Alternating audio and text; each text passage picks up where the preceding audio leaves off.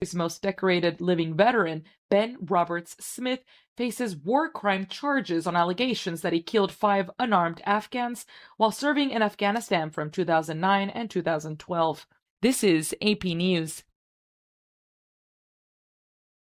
AP correspondent Haya Panjwani reports on the reversal of previous protections for transgender students. The Trump administration has terminated agreements to protect transgender students in several schools. The Education Department says it ended agreements that previous administrations reached with 5 school districts and a college aimed at upholding rights and protections for transgender students. The decision from Monday means the department will no longer play a role in enforcing those agreements, which called for schools to take steps to comply with federal civil rights law. Under the Biden and Obama administrations, the department interpreted civil rights law to protect transgender students' rights to equal opportunity to an education. The Trump administration has penalized schools that have made efforts to accommodate students based on their gender identity. Haya Panjwani, Washington. More information at apnews.com. I'm Marcela Sanchez, AP News.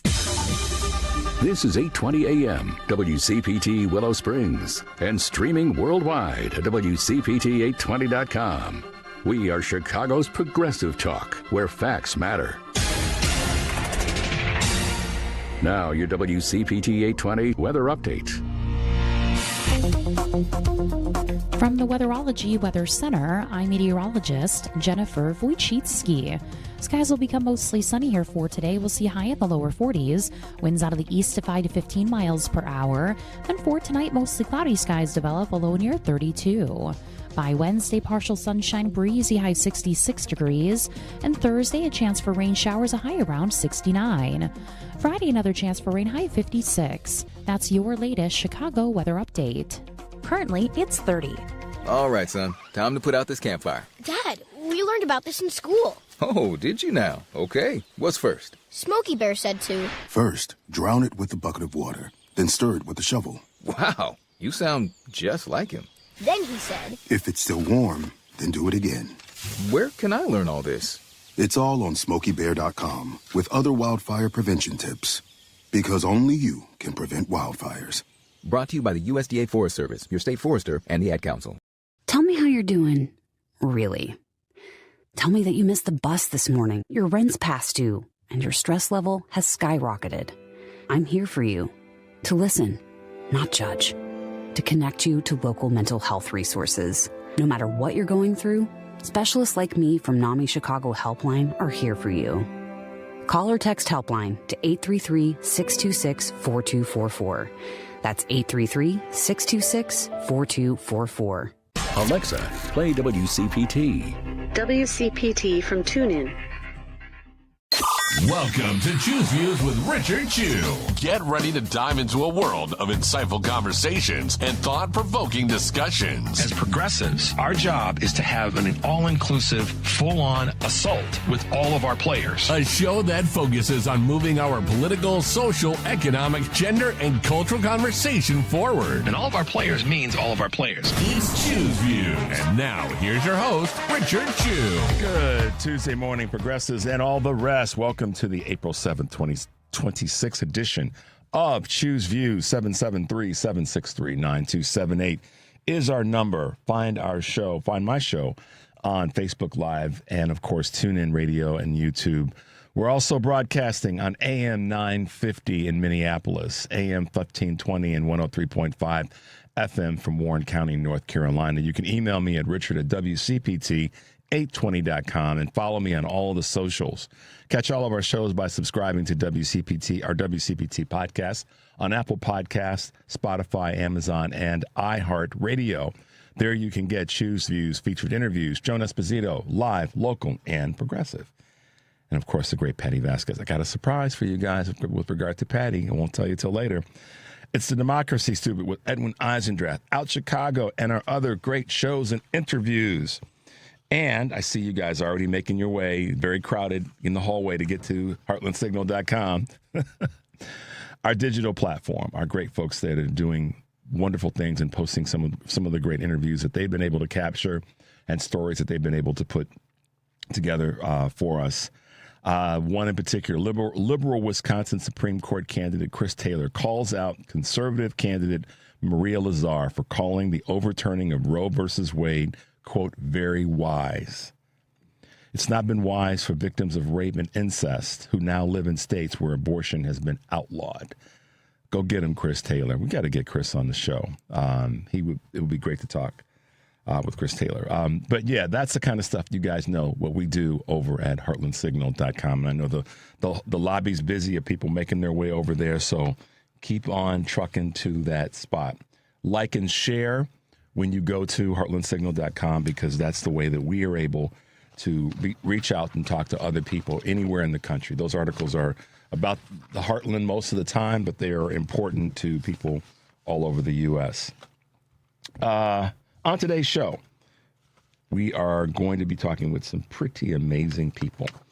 Let's give it to you real quickly. Laura Packard, who is a healthcare advocate and cancer survivor. She is a phenomenal person. I met her at the 2024 convention here in Chicago. Laura will be with us in the 6:30 hour. We're going to talk a little bit about dealing with, healthcare issues, stress issues, and what she wants to see coming out of our healthcare systems right now, how we're going to be dealing with RFK Jr. Anderson Clayton will be with us in the 7 o'clock hour. And as you guys know, she's a North Carolina Democratic chair. And I'm going to talk with her about how some of the races are going there, updates on Roy Cooper's race, thoughts on No Kings rallies. And, of course, Anderson will also have some comments on some local things that are happening in North Carolina with regard to fuel prices and how this war is impacting the farmers that are there in North Carolina. And then in the 7:30 hour, we'll be talking with Illinois Representative Abdelnasser Rashid, who likes to go by the nickname Nas, but we'll get with him in the 7:30 hour. What folks are saying about Trump's war, what folks are saying about some of the specific things that are taking place here in Illinois when it comes to red tape and legislation. So looking forward to talking to Representative Rashid in the 7:30 hour. So stay tuned and get your notebooks out. Speaking of representatives that are just speaking their truth and fighting hard, U.S. Senator, Pastor, Reverend Senator Warnock, he's got lots of titles, it really speaks on this, I guess you could just call it hate, bigotry, and religion in America. Let's hit him with that, Devin. There are a lot of religious leaders who go to the White House and not only pray for the president, but make a show of suggesting that he was chosen by God for this mission. Yeah, they're wrong. And there were Christians who thought that slavery was somehow godlike, American chattel slavery, and they justified it. And they used scriptures to support their position. It just so happens that I'm the product of a countervailing tradition that was literally born fighting for freedom, that understood that God didn't create us to be slaves. That's why the black church was emerged. When we say the black church, we've never meant anything racially exclusive about that. We are literally talking about the anti-slavery church, a church that was born correcting the American heresy that somehow tried to reconcile the faith of Jesus to slavery. We've seen some really ugly expressions of anti-Muslim bigotry from Republican politicians. Randy Fine, Andy Ogles, 2 members of Congress, Senator Tuberville, just it's bigotry. Outright, Muslims shouldn't be in this country, etc. It's hate. I mean, we shouldn't play around with this stuff because it's dangerous and it's deadly. This kind of hate, this kind of bigotry, it is a poor reflection on the faith, and I think it, quite frankly, is part of what turns a lot of people off from the church these days. Yeah, that was Reverend Senator Warnock speaking on something that we all know is happening right now, and particularly, like I said yesterday, during Holy Week, and then, of course, Good Friday and Easter weekend, to have the president of the United States use the kind of language, not just the profanity, but the hateful sort of picking at type of language of other folks of other faith or of faith, and then turning it on. Because listen, I will tell you what Reverend Warnock said steeps high in me from my lifetime, how the church was justifying enslavement of some of God's other children. That's how I will put it. That it was okay to use religion, and candidly, all religions. So we're going to say Christianity in America. All the religions got behind, in one way or another, some parts of them, enslavement of people, whether it be the Catholicism, whether it be the Baptist faith, Protestant, Episcopalian, the list goes. In some capacity, got behind it, benefited from it, and turned a blind eye. That's why Dr. King spoke the way that he did about faith leaders. He didn't say priests. He didn't say imams. He didn't say pastors. He didn't say any. He said he was talking about faith leaders, not doing what would actually be what God would want them to do, and that is stand up to the oppression of his people, if you believe in that, if that's where you are. But he was speaking to that group of people, so you have to give it you have to get it its credence. So I applaud Reverend Warnock for speaking to that with Jake Tapper. And it made me think about some wording. Right now in this country, Republicans, when I think about them when it comes to faith, they represent repression. Many of them have stupid money, and they still represent oppression. The dude in the White House, when you think of him, I don't think most people, if they're being honest, think of him and look at him and see him as an optimistic figure. You see a repressive, old, some say smelly, and I'm going to say that based on his attitude. So there, take that, pundits. Person that's repressive, that wants to drag people through the mud. Opposite of that, I see Democrats and the Democratic Party being more optimistic. Republicans seem to be representing more oppressive thinking. I mean, when I think of Kristi Noem, I think of oppression. When I think of any of the cabinet, it's oppressive people and thinking compared to Democrats, who I see being much more optimistic. So there you go. We're going to take a quick break. When we come back, I'm going to have a question for you guys for the day. We got some other fun stuff we'll be doing in a little bit. The number is 773-763-9278. You're listening to Choose Views on WCPT AM 820 in Chicago, WARR 1520 AM and 103.5 FM from Warren County, North Carolina. And now AM 950, the progressive voice of Minnesota. I'm Richard Chu. We'll be right back.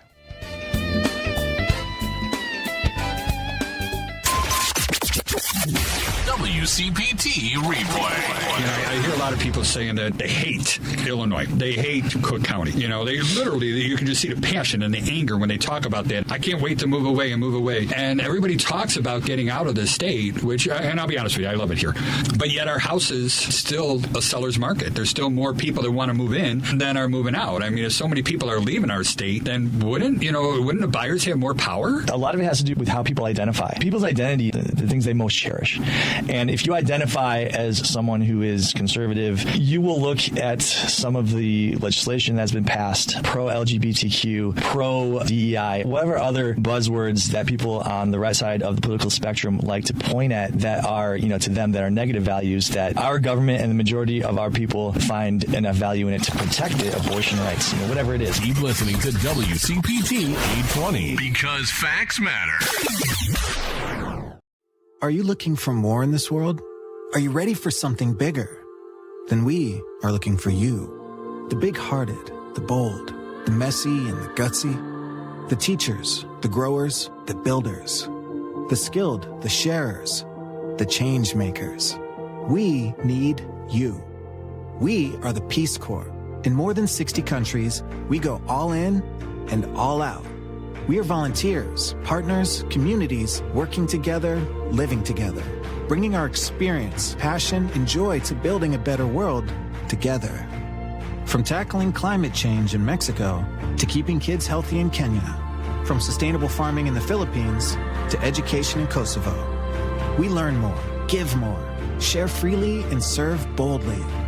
Are you ready to tackle the tough stuff? To go the distance to make a difference? Then we have a place where you belong. Join us at peacecorps.gov. Alexa, play WCPT. WCPT from TuneIn.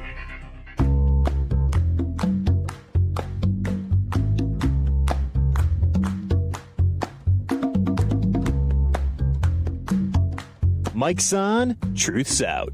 This is Chew's Views with Richard Chew. All right, guys, welcome back to the show.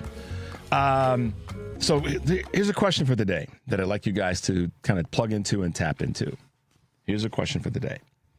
Do you think that if Trump's war escalates, and I'm calling it Trump's war, that there will be an attack on American soil or at an American embassy? Again, do you think that if Trump's war escalates, that he goes as hard as he says he's thinking of going on Iran, that there will be an attack on American soil or an attack at an American embassy? Let us know what you think by sending us a text at 773-763-9278 or giving us a call. You can also go to our Facebook page and leave your comments there. We really want to hear what you guys think, and be thoughtful about that. Give us some texture when you respond. If so, why, where, and if not, tell us that as well. Let us know. And as I said, we would have a little surprise this morning, a little bit of fun that we're going to do and add to the show, a little bit of flavor and laughter and giggling. What am I talking about? I'm talking about somebody that's not driving you home, but driving you to work. Good morning, Patty Vasquez. Good morning. Thank you for having me on this morning, Richard. How are you doing? I'm great. I made you giggle inside of 2 seconds. Well, you make me giggle not every day, because not everything is giggleable. Right. But no, it's always a good morning with you. And no, thank you for having me. Absolutely. Appreciate it. Absolutely. Well, I understand that you had a chance to speak with one of the legendary business persons in America, and also one of the strong activists when it comes to political and social and frankly, economic issues. Talk a little bit about that. Yeah, I was really excited. So Jerry Walsky, producer on my show, lined up a phone call interview with Ben Cohen from Ben and Jerry's, and what a wild story. It was weird for me because I remember like my first pint of Ben and Jerry's. I was in college. Right, and I heard about these hippies who started this company, and they were socially active, and wanted to make sure people were engaged culturally, and but they were kind of teaching us to be social justice warriors. I've loved them for over 30 years, and I really didn't know this story about them being bought by Unilever. It was kind of background noise, but the company was bought by Unilever, and things were okay for a while, and then that was bought by a hedge fund, Magnum, and they've squelched the entire social activism element and being vocal about social issues. They silence them completely. So Ben is trying to free Ben and Jerry. Yeah, it's amazing. Yeah, it's interesting. Yeah, I knew about the transition of ownership. Like you, in some cases, it was background noise. It was there, but it was sort of like, okay, the product is still a good product. That didn't change. But the thing that's always been, I guess, important to me about the company is that they do go way back as it relates to, they came out of the chute, Patty, with a great product, but they also, particularly, the leaders, they came out clear in where they stood on social issues. And they stayed the course of that for such a long time. And being a nationwide business, and certainly one of the largest ice cream companies, that probably couldn't have been easy to do. What was it like? What did he share? Or what stories? I know you don't want to give it away because it's going to air tonight. But what were some of the things that he may have said that were just, those eye-opening moments for him, being kind of an early activist in his business life? Well, knowing that you could be responsible and be successful, that it wasn't all about greed. Obviously, like that was always their mission, and they stayed true to that. And I think that's what is so painful to his soul. It was really partly wonderful and painful to talk to him. I mean, he's great, and you can see how determined he is. He's trying to separate. He's trying to get some buyers together to reclaim the company. And it was, like I said, it was painful because we were on Zoom, and you could just see how much this company means to him, the people that he's worked with, what they built, and it's hard because they also felt like they were doing the right thing to their stakeholders to sell to Unilever for whatever needs that because it's still a business, right? And they're like, it's funny because when you think about it, it almost feels personal to buy a pint of Ben & Jerry's, right? Like whether it's your tradition or it reminds you of a different part of your life. For me, it does. Did you always feel? Have you always kind of felt that way? Like when you bought one, you felt like you were being a part of the company. Yeah, and I think that was partly how they built it, was to make you feel that connection, and the fact they were deeply involved with their on-site locations in Vermont. You could go to Ben & Jerry's. They were always accessible. And I think, and Jerry has stepped away from the company. And so this is entirely Ben trying to bring together investors to buy Ben & Jerry's away from Magnum and Unilever. But, the fact that they can't speak out, like that's been like the very heart of what they've always done, is to be vocal. Yeah. So, it's a conflicting idea of being successful and losing a part of what you built. There's two things I want to say. One is one you may have enough sway now. You may have the juice to be able to make this call or reach back out to him. But one of the investor groups that could be definitely one that would be interested is Magic Johnson's companies. He's always looking. Interesting. And now there's a little bit of an indirect connection. Magic Johnson was a supporter of Earl Grey's publishing through PepsiCo. When Magic got his first big business deal, it was through a franchise work with Pepsi that was tied to the Grey's family, which published Black Enterprise magazine. Ben & Jerry's was a big supporter. Wonderful. Yeah, so I'll just share that with you. When the producers said that they wanted you and me to talk about this morning, maybe they already have, maybe they haven't, but who knows? How about a 10-minute conversation between you and me that gets sent back to them? But let them know that's a company that could potentially be interested. And Magic Johnson is about doing the right thing politically and socially. He's very clear about where he stands there. Oh, that's great. Yeah, I will definitely. I know that we can send an email, and who knows? Hey, it doesn't hurt to try. Doesn't hurt to try. What's the that's the pebble in a pond moment where. Sure. It's definitely that. Did you guys talk about his? He just turned 75 or 76 back in the last month or so, I think. And how was he feeling at this point in his life to still be kind of carrying the proverbial torch when it comes to social activism?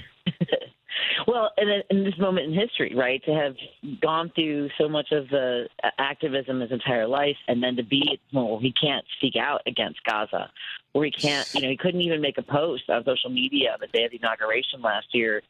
He feels it feels surreal, is what it seemed like to me. That at the moment, like that, they would be most poised to be a part of what's going on socially, politically, globally, and to, again, Ben & Jerry's is an international company, and to have been sort of the forefront of both joy, right? I mean, and I told him as well that Ben & Jerry's got me through a lot of heartbreaks, with ex-boyfriends, and he actually told me that they had tried to create a heartbreak ice cream, but it never came through. But at any rate, in this moment in history, to have gone through, to accomplish so much, to have helped so many people, to be a part of a movement that was profitable and socially conscious, and at the moment where there's genocide in Gaza, when we're bombing Iran, and ice cream might seem sort of minute in comparison to all of that, but what they've done has always been to be in the middle of all of it. Yeah. It's like art, I mean, in a way. I mean, where being able to express yourself is baked into wanting to be able to survive and provide for yourself, and if you happen to be very successful, I think that they've created something artistically wonderful and delicious and profitable and socially conscious at the same time. Yeah, they really did. And I, there's a number of people that you and I both know personally and that we know professionally and all that are chronologically older than us. And I know that I'm older than you, but they are fighters of that age. They're in their mid to late 70s, if not in their early 80s. And we've seen them come back out to this fight, which we didn't expect, and I'm sure they didn't either. Edwin talked about this last Monday about after the No Kings rally, about the number of people that were even older than him, Edwin Eisendrath, that were there because they said, they just could not stay at home and see that this gets that we don't get this right this time. So. There was a woman at the No Kings. Well, my mom came with. She's 91. She had to be there. And there was a woman at the Elk Grove Village Indivisible event that was 106 years old. Ellie was 106. And she said she couldn't not be there. They both, Mom and Ellie, both stayed in their cars. It was a little windy. But I think that's the thing is that Mom, and a lot of people didn't fight to cut. They didn't fight to come this far to only come this far and go backwards.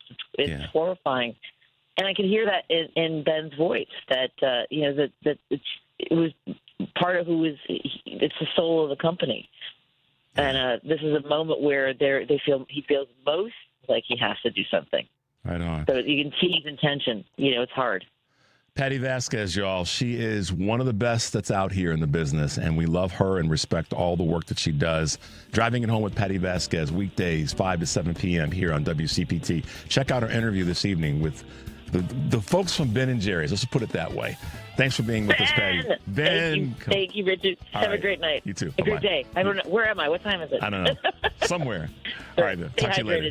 Bye. You're listening to Choose Views on WCPT AM 820 in Chicago, WARR 1520 AM 103.5 FM, Warren County, North Carolina. And now, AM 950, the progressive voice of Minnesota. I'm Richard Chu. We'll be right back.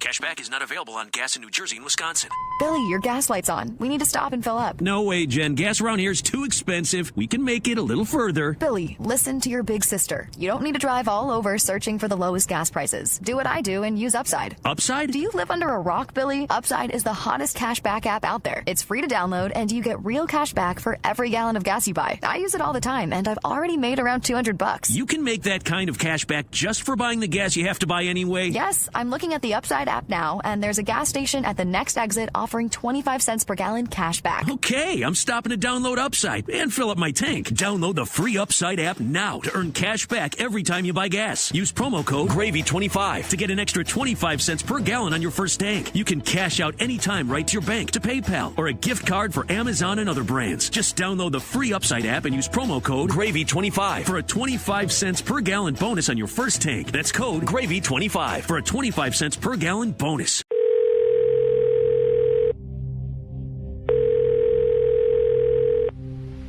Hi. I don't even know why I'm calling right now. I'm sorry. My thoughts are going a mile a minute. No matter how you served. I left the service last year. My mom just passed away a few months ago. I missed so much time with her. No matter what you're going through. Before, I knew what to expect every day. And now I have so many decisions to make. I keep getting calls about the bills, and I'm trying to get a job, but I feel so stuck. We are here for you. Okay, ma'am. I'm glad you called. Let's stay on the line and walk through some things.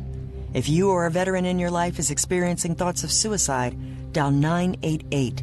Then press 1 to reach the Veterans Crisis Line. You're listening to WCPT 820. Here's the latest Chicago weather update. From the Weatherology Weather Center, I'm meteorologist Jennifer Wojcicki. Skies will become mostly sunny here for today. We'll see high in the lower 40s. Winds out of the east to 5 to 15 miles per hour. Then for tonight, mostly cloudy skies develop, a low near 32. By Wednesday, partial sunshine, breezy, high 66 degrees. And Thursday, a chance for rain showers, a high around 69. Friday, another chance for rain, high 56. That's your latest Chicago weather update. Currently, it's 30. Chicago's Progressive Talk, WCPT 820, where facts matter.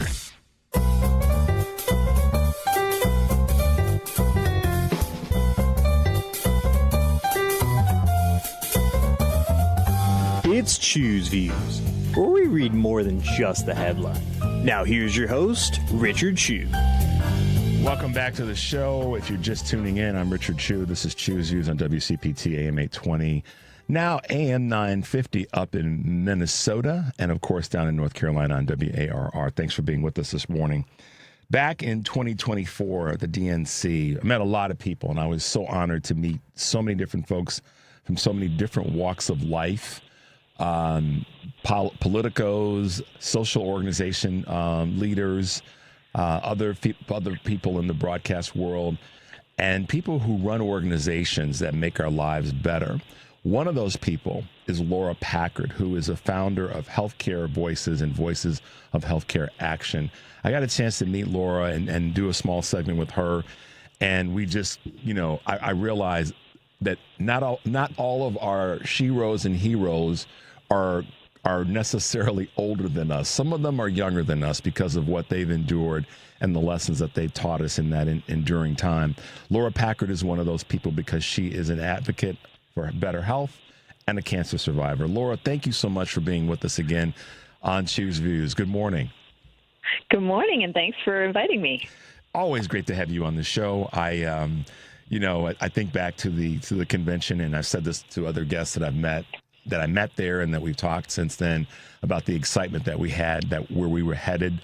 And I said earlier that one of the things that I think about when I think about Republicans right now, particularly in the space of faith and religion, is repression versus optimism that we seem to have on the progressive Democratic left side. And you have been one to carry optimism with you in these years, and it's spread to so many people that have benefited from the work that Healthcare Voices has done. How are things going right now? What are you working on? I know you got a big list of things, but what's at kind of the top of your list right now? Okay, well, I'm doing as well as can be expected these days, given everything every day. I think what's important for people to think about right now, since we're all in the middle of paying our taxes, the deadline next week, is that we live in the richest country in the world, and our taxes, our budget, is about our country's values. We are choosing who to tax, how much to tax them, and what to spend that tax money on, and it's choices. We can choose to make sure everyone has the health care they need and deserve, or we can choose to give billionaires more tax breaks. We can choose to make sure that you can afford your health insurance, your local hospital stays open, you get the care you need, or we can bomb more countries for reasons that are unclear even today. Everything costs money, and our country's budget is our country's values and choices. And it's unlikely that our elected officials are going to make different choices right now. So this is important to keep in mind for November, because if you want better choices from our government, you need to make sure the people in government are making those choices. Yeah, Laura, I tell you, I'm going to share the story with everybody, and I didn't know I would share this story, but when I was thinking about our conversation and our healthcare system, I went to the doctor about 10 days ago, and orthopedic, because I've got all these old injuries and just, want to make sure things are moving right and all that good stuff. And I'm sitting in the waiting room, and, I paid my copay, And I'm sitting waiting, and then an older woman comes in, and she's at the counter. And the facility that I go to is great. However, the receptionist, the medical worker that was there, said to the lady, "Ma'am, you have a small copay," and the copay was $20. Okay. Mm-hmm. And the lady said, "Okay, I only have $13 in my pocket today." And the woman said, "Okay, well, we do have to get something from you to to go towards your copay." She said, "Well, I'm going to need to keep some money in my pocket, so I'm going to give you $10. Will that help? Will that allow me to see the doctor?" And the emotions that went through me went from sadness and borderline on being tearful to I was enraged with anger about it, because I thought, to your point a moment ago, we can send money to other countries, and I'm going to be very specific. We can send money to countries that are bombing other countries and killing babies and old folks, but we can't have and we can do all these other things to give tax breaks, to your point, to billionaires and uber wealthy companies, but we can't make sure that a woman that's 69 years old, and I only knew that because she said it when she was talking to the young lady at the counter, has to decide on have to reach into her. She got $13 in her pocket. She got to give 10 so she can see the doctor. That just absolutely, you all can probably hear it in my voice now. I was enraged. I was so angry that we are in a place where our country, that's a decision that a person would have to make. And she goes back to work. She went back to work yesterday. She said she'd be back to work on the 6th, so she needed to get in to make sure everything was correct with her back. That's crazy, Laura. I mean, I know you know this, but look, yeah. Your thoughts? Yeah, and I mean, in the richest country in the world, this is about choices. That woman is unable to afford the health care she needs because we have a system that charges everybody. We don't have universal health care like every other developed country has, to enable people like Elon Musk to not pay their taxes. Yeah. All of that is interconnected, and billionaires on their yachts, Jeff Bezos on his gigantic yacht, getting married in Italy, spending hundreds of millions of dollars.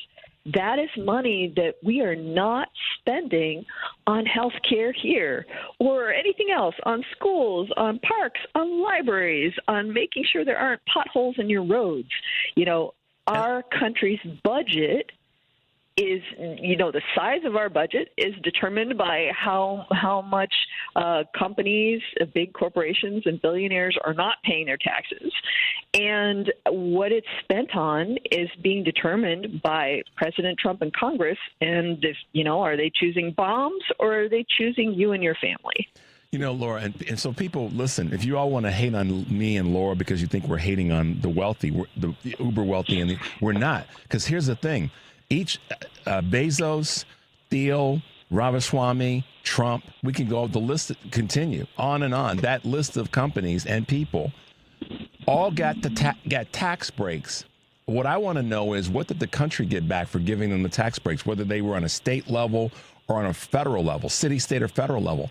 What did the country get back? How many people didn't get a tax break? How many people are suffering or having to dig in their pocket and pull out 10 of their $13 to pay a copay so they can see a doctor and go back to work? That's what Laura and I are really asking. We're not hating on wealth. We're hating on a system that's so broken that woman had to use 10 of her last $13 in her pocket to see the doctor. That's what we're hating on. So let me be clear for me and Laura, so nobody, if you're going to hate, you're going to hate. But that's just the truth. So let's spend more money on our health and our health care and less on tax breaks that then turn out to be money that we ultimately, because you guys realize that our tax breaks that we're giving these billionaires and uber wealthy companies are funding this war that's Trump's war. I hope people can follow the bouncing ball, or as the infamous line, follow the money, because that's what's happened. That's where we are. So some solutions, Laura, are always part of, I try at least to have it be part of my conversation. But before we get there, we'll come back to that. toward the end of the segment, and we're going to take a break in a couple of minutes, commercial break. But Laura, yesterday I talked about this, and I've been talking about it for the past few days. When I ended the show on Friday, I asked everybody to give themselves the gift of something that was kind to them.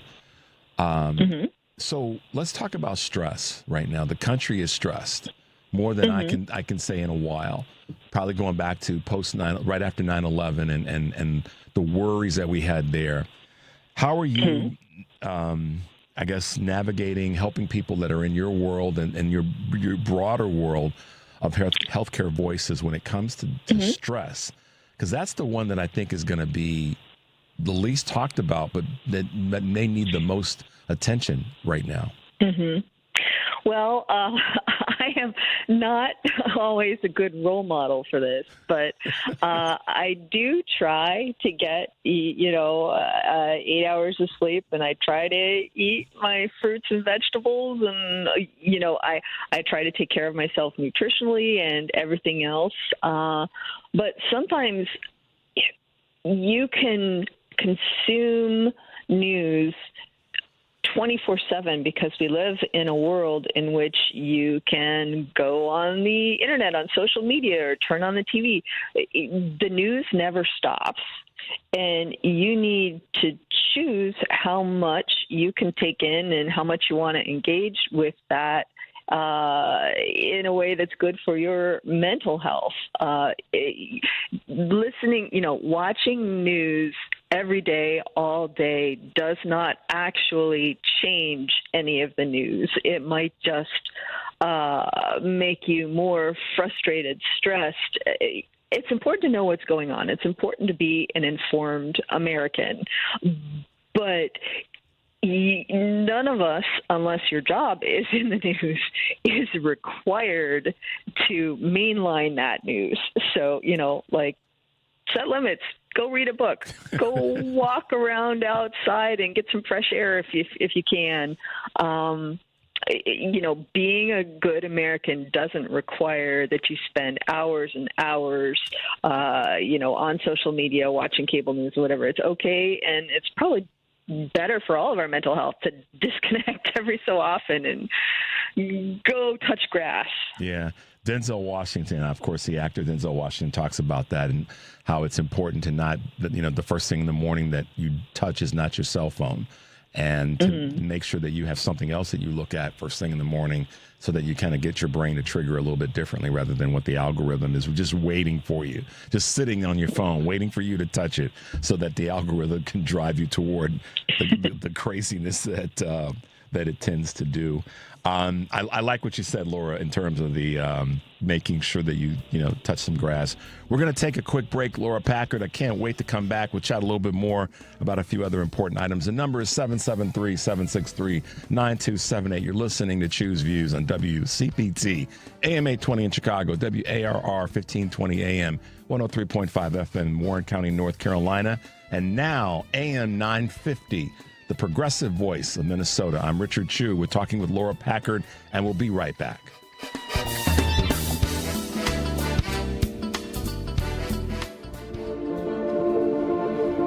As a veteran, you get a lot of advice, but wisdom's harder to come by. A lot of people imagine themselves in our shoes without understanding the weight on our shoulders.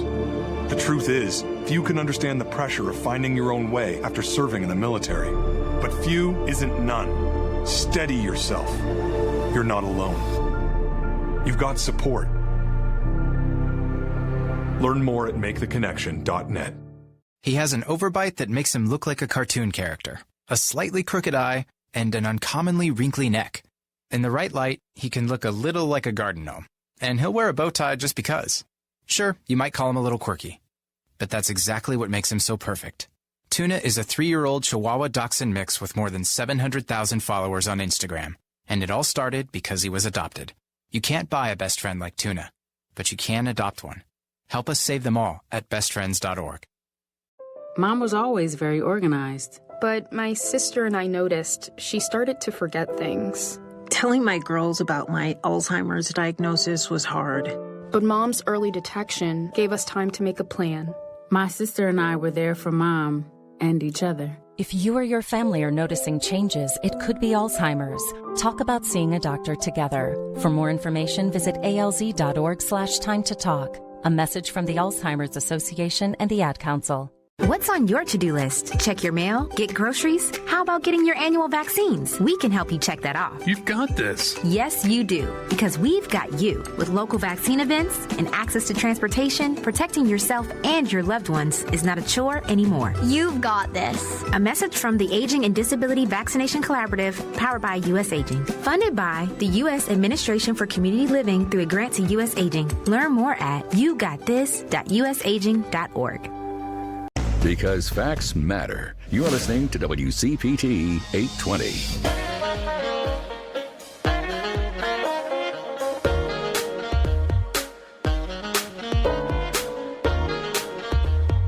Don't hit that snooze button. It's time for Choose Views with Richard Chew. Hey guys, welcome back to the show. In case you just joined us, we are talking with Laura Packard, who is the founder of Healthcare Voices and Voices of Healthcare. Action. Laura, what are some of the biggest questions, some of the biggest healthcare questions that you address on your podcast and on your podcast Care Talk when you talk to folks from across the country and what they may have as concerns? What are some of the things that you try to address, or at least questions that come your way? Mm-hmm. Well, people have a lot of questions about how to get affordable health insurance. The answers can be different depending on what your state is and your income level and, whether you get insurance through work or not. But we answer lots of questions about getting coverage. We answer questions about getting care, where insurance denies coverage that you need, or you get surprise medical bills after you saw a doctor or went to a hospital. So a lot of questions that honestly are not questions in any other developed country. It's unique to our broken healthcare system and helping people navigate that. And back to what I was saying earlier, this is about choices. It may not feel like a choice because it's the way that it's been for the past several years. The Affordable Care Act, which passed in 2010, was the last time we did major restructuring of how healthcare in America works. So it may feel like it has to be this way, but it is made up of choices, and choosing to do nothing is, in fact, a choice. It definitely is.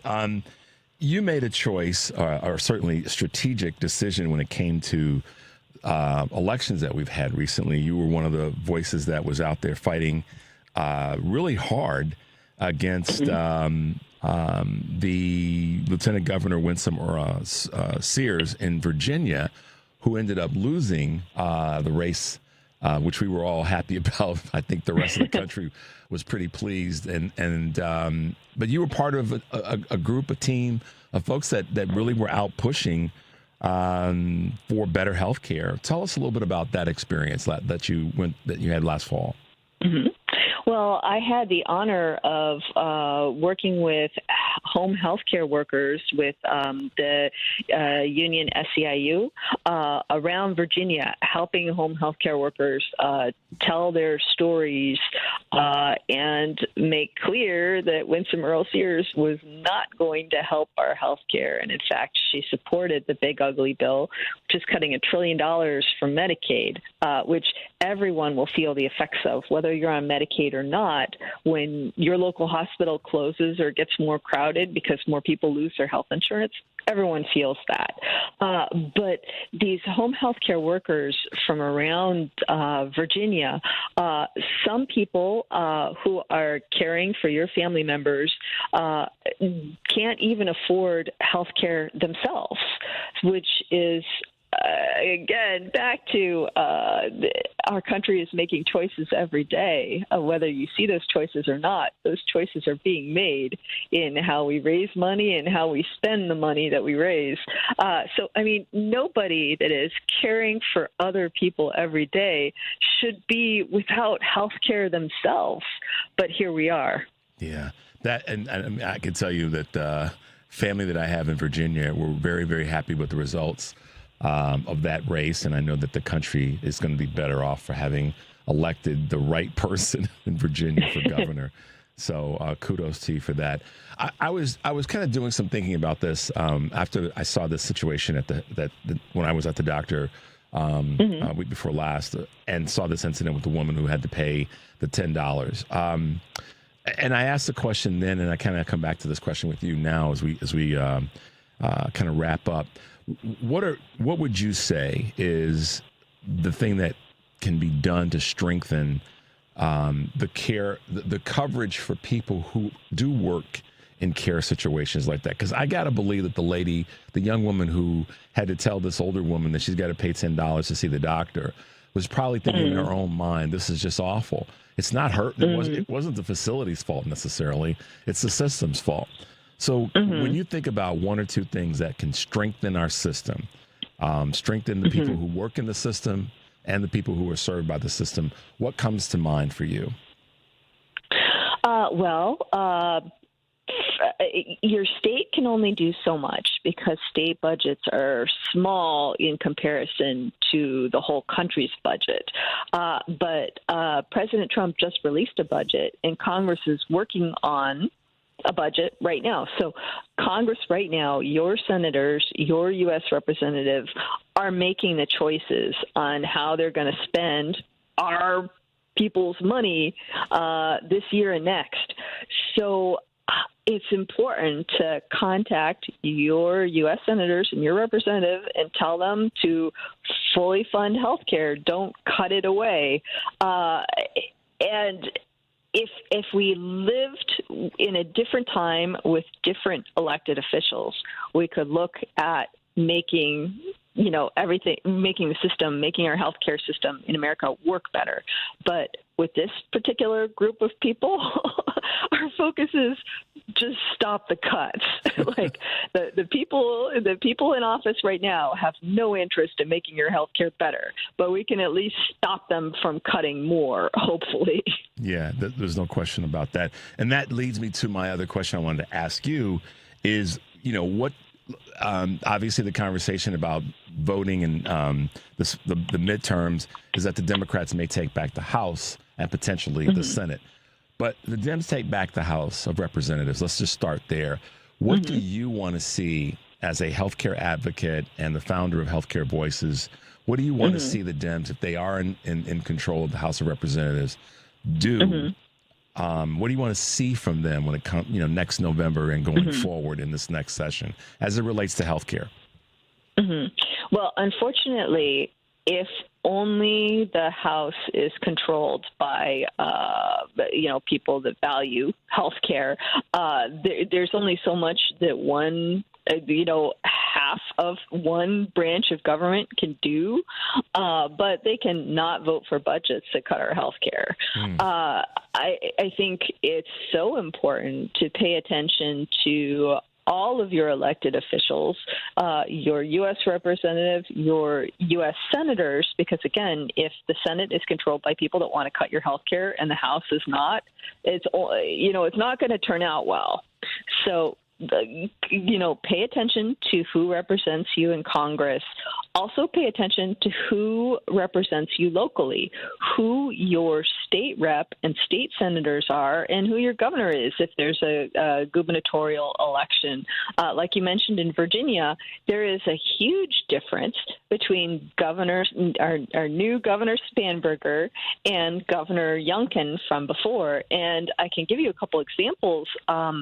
There's a bill that had been passed multiple years to lower prescription drug prices in Virginia, and Youngkin vetoed it every time. And so now, hopefully, Governor Spanberger will sign it in the next few days. And this bill works on prescription drug affordability, would actually pass down the Medicare negotiated drug prices to everybody in Virginia that isn't on Medicare yet. So that's a huge savings for people like me. If you have expensive drugs and aren't on Medicare yet, it's making sure that Virginians get the benefit of federally negotiated lower drug prices, because we pay more on prescription drugs than any other country in the world, again, which is about choices or about Congress failing to do something about this and using our negotiating power like every other industrialized nation does. But here in Virginia, there's a chance to change that. And lots of bills to make sure that more people can afford health insurance, can get health care coverage, have a shot at becoming law because we have a better governor. So it matters so much who is your governor and what your state legislature looks like. So pay attention to the federal stuff, but don't forget the local stuff. In Illinois, if you're in Chicagoland, the Illinois legislature is working on a prescription drug affordability board law that could, help make Illinoisans more people be able to afford prescription drugs. So, the local stuff matters. Yeah. And, it's funny because Governor Pritzker and Mayor Johnson and other state leaders catch a lot of hell from opposing Republicans and well-financed Republican voices here in Illinois. But the previous to Governor Pritzker governor was against the things that you just talked about for the betterment of the state of Illinois. So it is one of the things that I try to talk about as much as I can. And in the 7:30 hour, we'll have one of our state representatives, Abdelnasser Rashid, with us. We might be talking about something a little bit different, but the point is the state legislatures matter because they can catch all that largesse that can come from the federal government if we've got the right people in place to catch those benefits. So I appreciate you reminding us of that. Laura, how can folks find you as we wrap up today? And it's been such an honor again to talk to you. I'm so glad that you're doing well health-wise and you're out there in this fight. But how can folks find you as we wrap up real quickly? Thanks. You can find me, Laura Packard, on all of the social media platforms. And if you have health insurance questions, you should check out our show and podcast at healthcarevoices.org/caretalk. All right, Laura Packard, y'all. Thanks for being with us this morning. Stay safe, and we'll talk to you soon. Thank you. All right, bye-bye. 773-763-9278 is the number. You're listening to Choose Views on WCPT AM 820 in Chicago, WARR 1520 AM 103.5 FM down in Warren County, North Carolina, and now AM 950, the progressive voice of Minnesota. I'm Richard Chu. We'll be right back.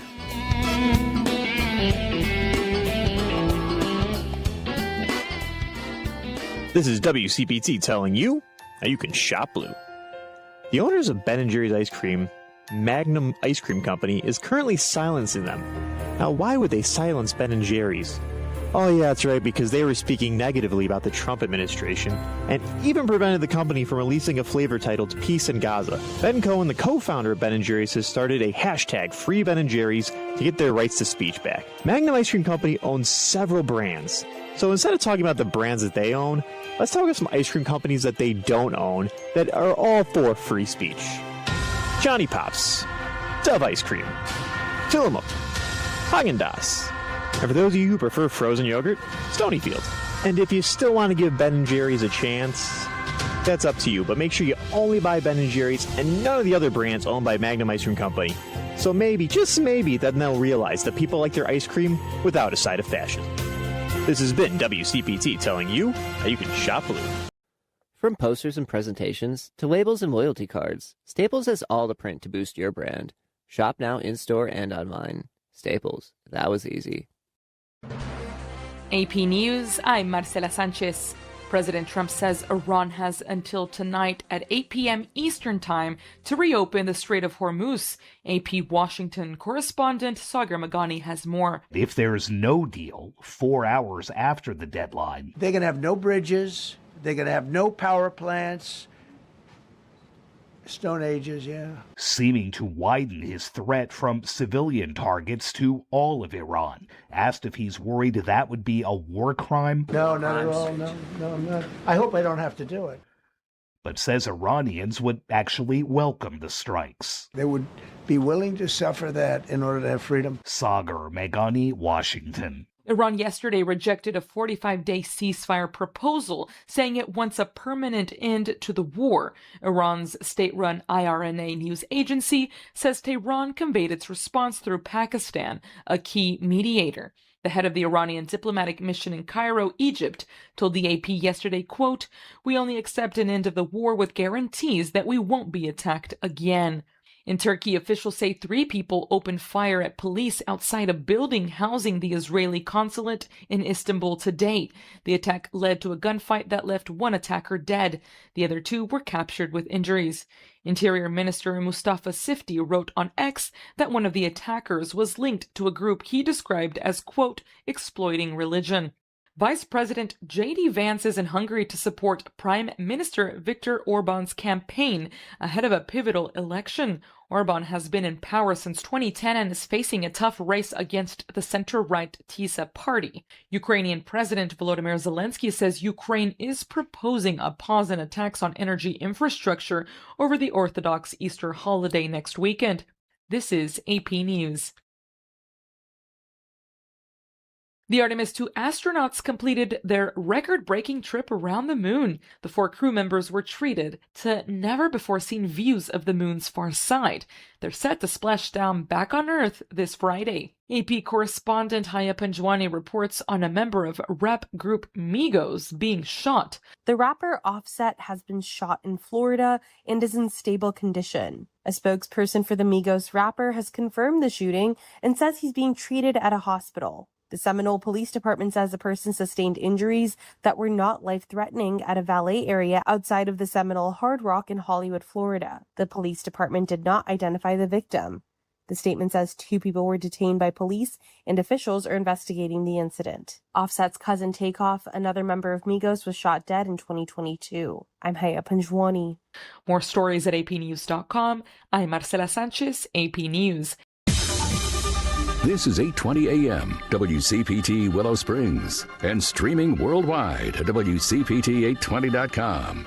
We are Chicago's progressive talk, where facts matter.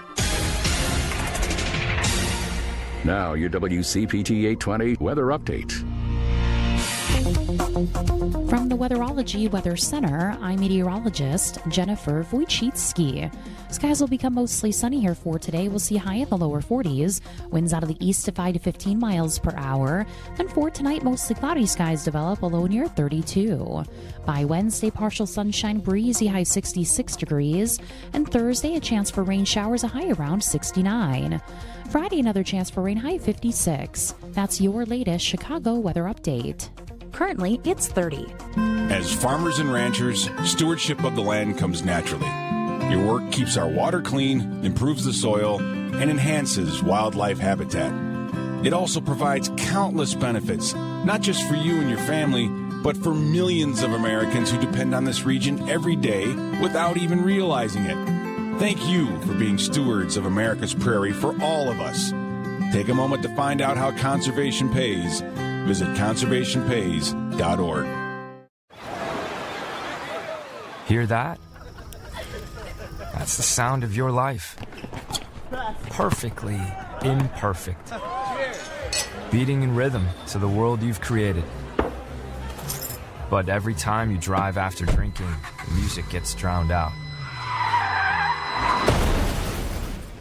Your life sounds pretty great. Don't let a buzz ruin it. Buzz driving is drunk driving. Don't drive buzzed. A message from NHTSA and the Ad Council. Hey Google, play WCPT. Streaming Chicago's progressive talk from TuneIn. Welcome to Choose Views with Richard Chew. Get ready to dive into a world of insightful conversations and thought-provoking discussions. As progressives, our job is to have an all-inclusive, full-on assault with all of our players. A show that focuses on moving our political, social, economic, gender, and cultural conversation forward. And all of our players means all of our players. It's Choose Views. And now, here's your host, Richard Chew. All right, guys, welcome back to the show. Shout out to our folks that sent us text this morning, 773-708-872. And Rissa down in South Carolina, thanks for hanging out with us this morning and spreading the word. We are so proud that we're now on AM 950 up in Minnesota. And, of course, we've been hanging with our folks down in North Carolina for a while on WARR 1520 AM and 103.5 FM.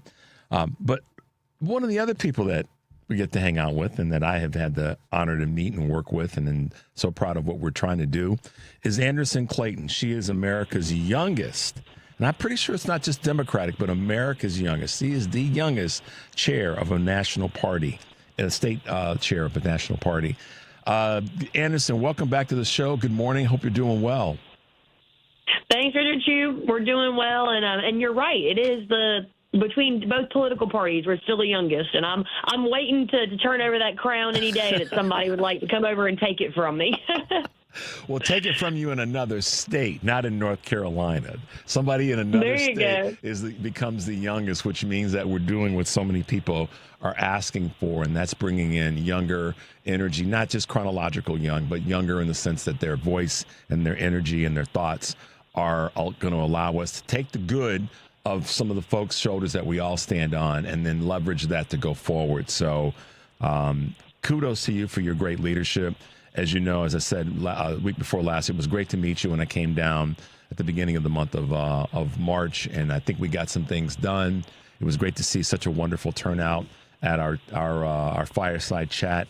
How are the folks that, how is Rodney? How is Dante? How is Mayor? And Pastor Gillian, how are they all doing in terms of work that you've seen that they've been working to get accomplished?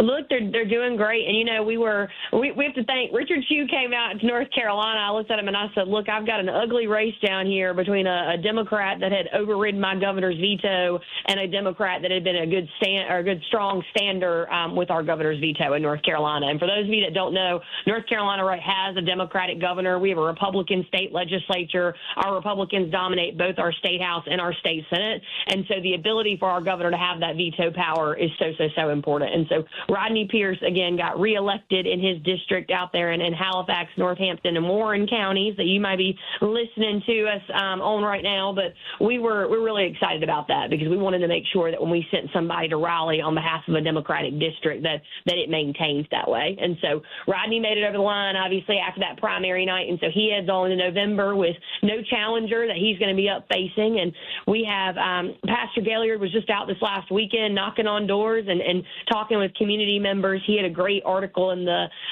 Associated Press actually recently talking about rural black voters in eastern North Carolina, where he said, you don't win this state in Durham, you win it in the East every time. And so I'm excited to have so many good people out there working. And Dante and I are actually, he just did a fundraiser out there in Wilson with Governor Stein on Sharp Farms. Pender Sharp is one of our farmers out there in Wilson who's been struggling because of Trump's tariffs, obviously, and just the realities of that. It's hard to run a small family farm nowadays, and it's also hard to run a farm in general nowadays. And so they did a great event out there with him. Yeah, I want everybody listening anywhere in the country to understand this.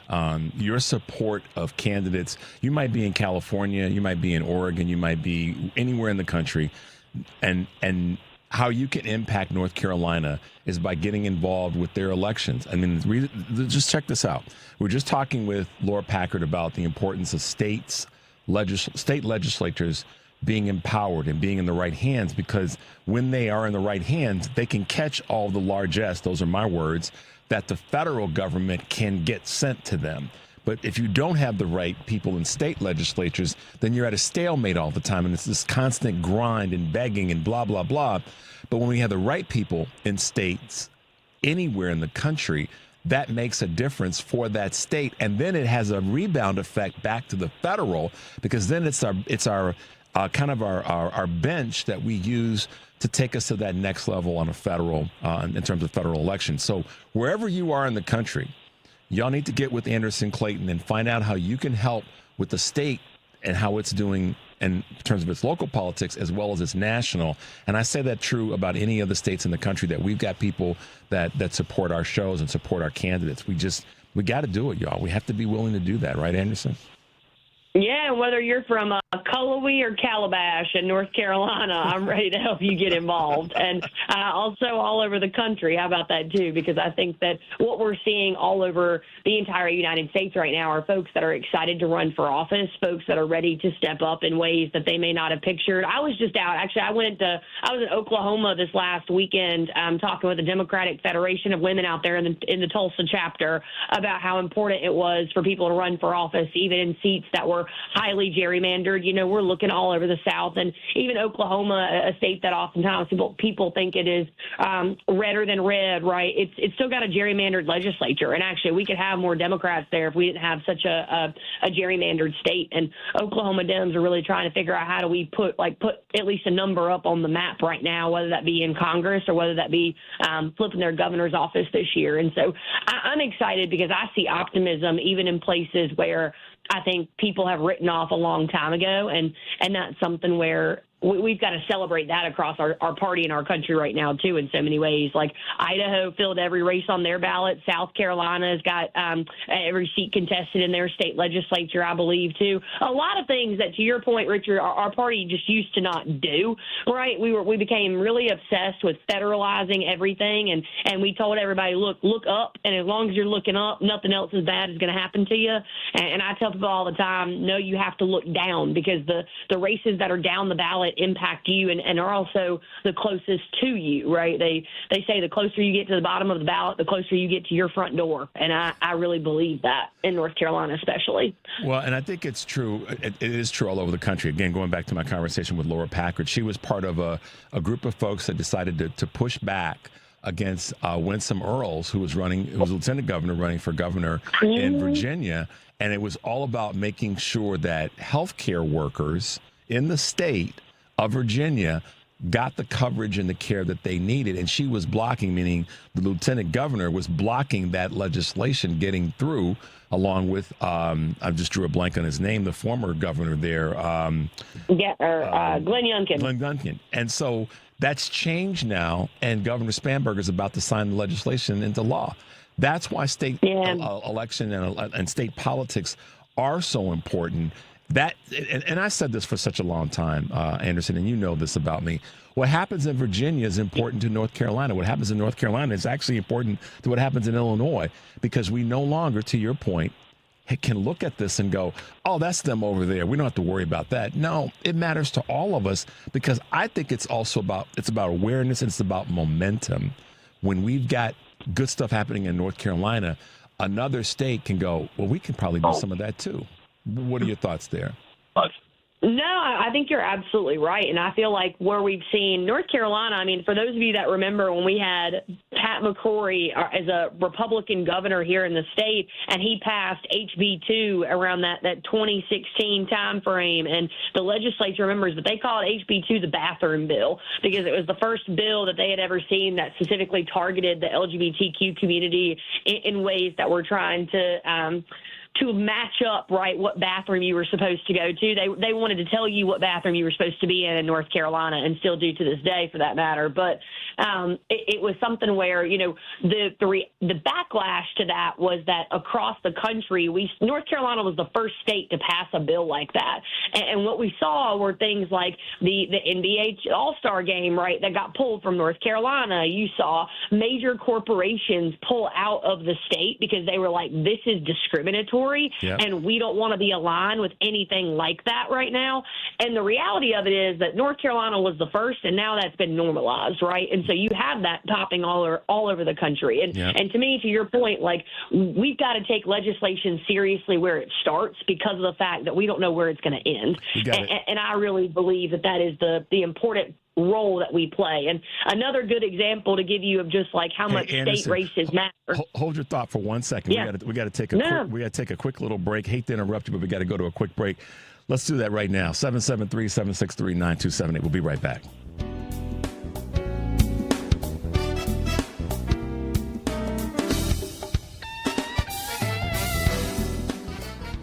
Just now, another kid dropped out of school. There's one every 20 seconds. If we do nothing, 3.5 million kids won't receive a diploma over the next 4 years. But there is someone who can change that. you. United Way knows that kids who have a caring adult in their life are more likely to make it. So make a pledge. Tutor. Mentor. Volunteer to read with children. And the difference between a dropout and a graduate could be you. Take the pledge to volunteer now at unitedway.org. Brought to you by United Way and the Ad Council. Individuals and businesses with tax problems, listen carefully. If you owe over $10,000 in back taxes or have unfiled tax returns, U.S. Tax Shield can help you take back control. The IRS can seize your bank accounts, garnish your paycheck, close your business, and file criminal charges. Our team of tax attorneys can stop collections and get you protected. U.S. Tax Shield offers a price protection guaranteed quote to get you protected today. U.S. Tax Shield is A+ rated with the BBB, so call 800-466-9625. U.S. Tax Shield, 800-466-9625. Spina bifida is a common birth defect, and everyone with spina bifida from childhood through adulthood deserves to flourish. The Spina Bifida Association is creating a future where this is more than just possible. It's inevitable. We're advancing clinical care and shaping innovative research. With your help, we'll build the future that people with spina bifida deserve. Join us at SBAA.org. That's SBAA.org.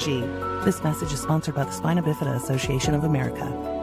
WCPT 820 listeners, it's time for your Progressive Calendar.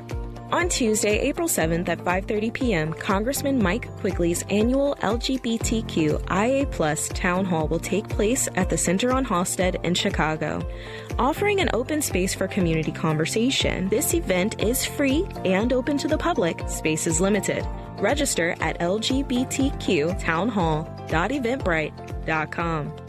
Thursday, April 16th at 11:30 a.m., the Chicago Area Public Affairs Group, CAPAG, presents a conversation on Chicago's City Council, budget priorities, and mayoral dynamics. Hear firsthand from Alders Nicole Lee, Scott Wagaspak, and Matt O'Shea.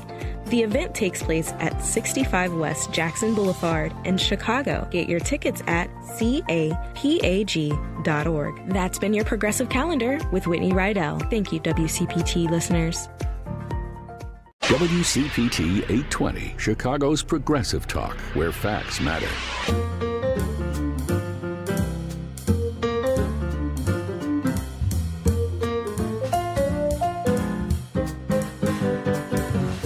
No fake news here. It's Chew's Views with Richard Chew. If you're just tuning in, I'm Richard Chew. This is Chew's Views, and we are talking with the Democratic chair in North Carolina, Anderson Clayton. Anderson, let me jump to something that I know is important to you as it relates to rural communities and just the entire state, and that's the price of gas, the price of fuel, the price of diesel right now. A couple things come to mind when I think about North Carolina, what you guys are fighting. We all are fighting it, but particularly when we look at some of our rural communities in the country, is, we see a lot of guys and gals that make their living behind the wheel of a truck, which got a bigger gas tank and going to be more expensive to fill up. What are you hearing? What are some of the comments that you're hearing from people, whether they be Democrat, Republican, or potentially independents? That gas is too high and that Trump has become the Antichrist because of it. I'm not lying to you. I live in a family, or I live in a place in rural North Carolina, right? And I live with a family that also has Republicans in it right now. Republicans that definitely did vote for Donald Trump right in this last election. And to hear my great aunt sit there the other night at the dinner table and call Trump the Antichrist, I was like, oh my God. I even think now that we may have a chance to win back over people that we've not had since, the Democrats or Republicans became Democrats or Democrats became Republicans, since our great party switch after the Civil Rights Movement in some ways. And LBJ is rolling over in his grave going, see, I told you they'd come back.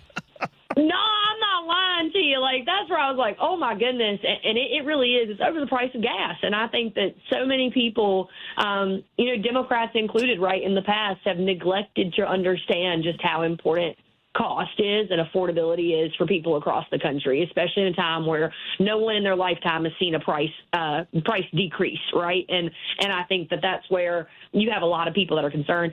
My dad has a work truck, and I've been running into too many deer in North Carolina, unfortunately, but my car had been in the shop for a while, and I was driving my dad's F-250, and that's a diesel truck that I have to fill up. And I mean, it was running me upwards of $80 to $90 a day to fill up a tank of gas. And I was like, I can't imagine being a farmer right now in rural North Carolina, trying to make ends meet and also trying to fill up a tractor every day. Like it's impossible.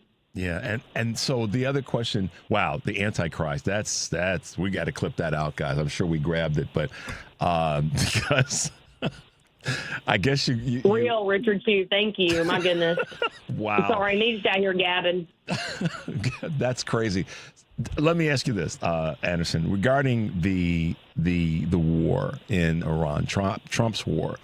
What are you hearing there from, again, the same Democrat, Republican, or independents? And frankly, I think I can guess what Democrats are probably saying. I don't want to make any assumptions. But what are you hearing from people who are Republicans or people that might be independents when it comes to specifically the war? I mean, I think that veterans, especially, right, North Carolina has the 5th highest veteran population of any country in the state. And what people are upset about is the fact that, you know, we're going to war without a reason to go to war. And I think that right now, people who value a legacy of service in their part, you know, no one's going to tell our country no. No one that signed up to wear the uniform is going to do that. But I do think that the men and women who serve our country right now deserve an answer, and they've not gotten one from this administration. And instead, they're seeing people come back in body bags, and friends and family and people that are supposed to be fighting for the reason why you sign up to do that is to protect our country and to fight for our individual freedoms. And I don't think right now that anyone would say that this war is meant to do that. No, and without that is consistent. We are hearing that, and I said this last week that I think that the fracture, I called it a hairline fracture, that the perception might be with MAGA that it's actually more than that. That there is a bigger break, and that corporate media probably may not be reporting on that to the extent that it actually is for obvious reasons. They benefit from propping up Donnie and his administration. Are you getting any sense of that there are folks in North Carolina that may have been red voters or neutral or maybe not even voted in the last general election that are breaking away from the Republican Party broadly and MAGA specifically? I mean, absolutely. And that's not just what I think. It's what I've heard. You know what I mean? I'm in areas all the time where I'm talking to folks who genuinely, you know, they wouldn't call themselves a Democrat, but they can't see themselves in the Republican Party right now. And I think that goes to show you the shift that we're in at this moment in time. And also to the point that I made earlier, just about the way that our party can approach this election cycle, I think by genuinely speaking to people in the districts that they're from, because a lot of people right now, I think, fear that we have nationalized politics too much and that we actually don't care about the communities that we need to. And that's a feeling, I think, from many Trump voters on the ground right now. And also just the feeling that he lied to them. I mean, you know, Donald Trump sold them a bag of goods, and then it's not coming out to be the way that it was or that it was supposed to be. And I think that a lot of people are realizing that. I think sometimes a bag of goods gets a bad rap because, you know, many people would probably take a bag of goods right now over the bag of crap that they actually received from not only Trump but from this entire administration and many of the folks in the Republican Party on a state level. I mean, you're battling some state issues there. When it comes to education and real briefly, tell folks a little bit about the Leandro case, and then I want to ask you about Roy Cooper before we break away. Well, the Leandro case, our state Supreme Court last week came down with a bad decision. And I mean, isn't that what naturally Supreme Courts do these days in the United States? They disappoint us because whether that be the U.S. Supreme Court or the state Supreme Court in North Carolina. But Leandro was a 31-year court fight that came out of our state constitution. And so we had 5 rural counties in North Carolina, 5 majority black rural counties in North Carolina that sued the state state at one point in time to be able to say that based on our state constitution, there's a line in it that says that every child is guaranteed a sound basic education. And basically those 5 counties said, hey, urban communities have more than we do right now. They're able to give their kids more. They're able to prepare them better than we are, because in North Carolina, right, your education funding comes from property taxes. And a lot of our rural counties, right, do not have enough people in them to have a school system that is as good as some of the ones in urban communities when you have more people living in them.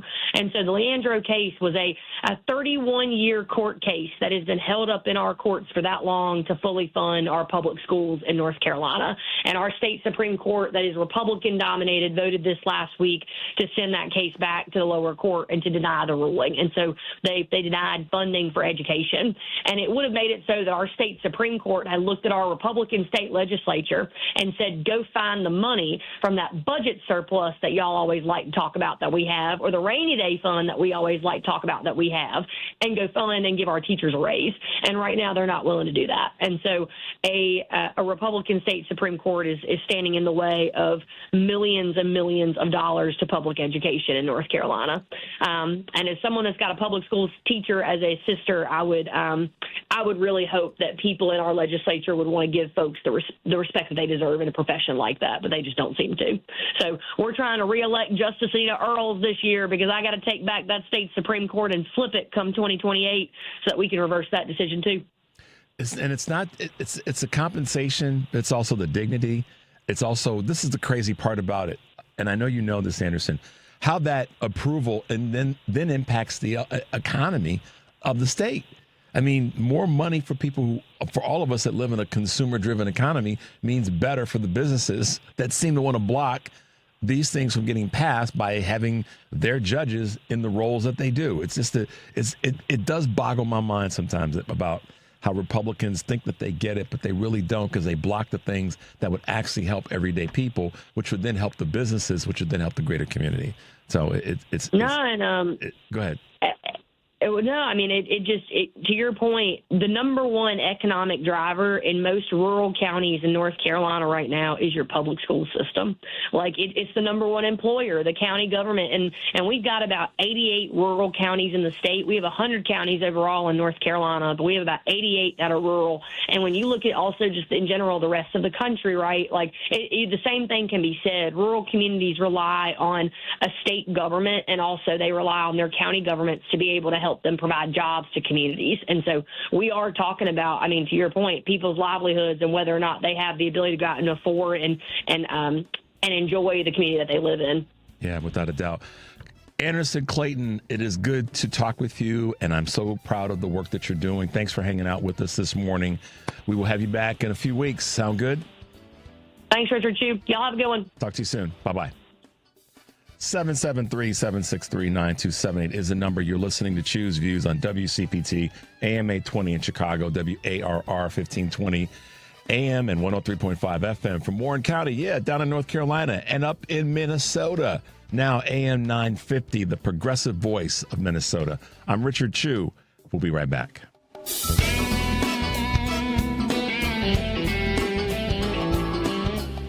In 1776, we defied a corrupt king, and the America we love was born from that defiance. Now it's time to do it again.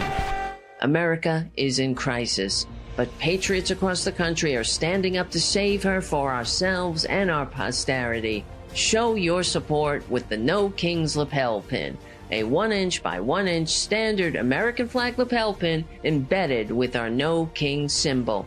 So much better than that tacky red hat. It's a subtle but powerful way to say you've had enough of wannabe dictators and you're doing something about it. Every day, keep our movement going by wearing this pin that clearly says what freedom-loving Americans are thinking. There are no kings in America, and there never will be. Go to store.politicalvoicesnetwork.com. That's store.politicalvoicesnetwork.com. Get your No Kings lapel pin now. There are 1,000 ways to say it. Nope. Knock it off. Shut it down. Dream on. No dice. Give it a rest. Not a chance. Or just all text. You focus on the road. As a passenger, you have the power to prevent an accident. There are 1,000 ways to stop a distracted driver. Choose one. A message from CTIA. Some journeys start small, with small pause and big purpose. Every great partnership begins with the first step. Bella, let's go. You don't just raise a puppy, you raise a future. Become a Dogs Inc. puppy raiser. Give a dog a purpose. Give someone hope. Learn more at dogsinc.org.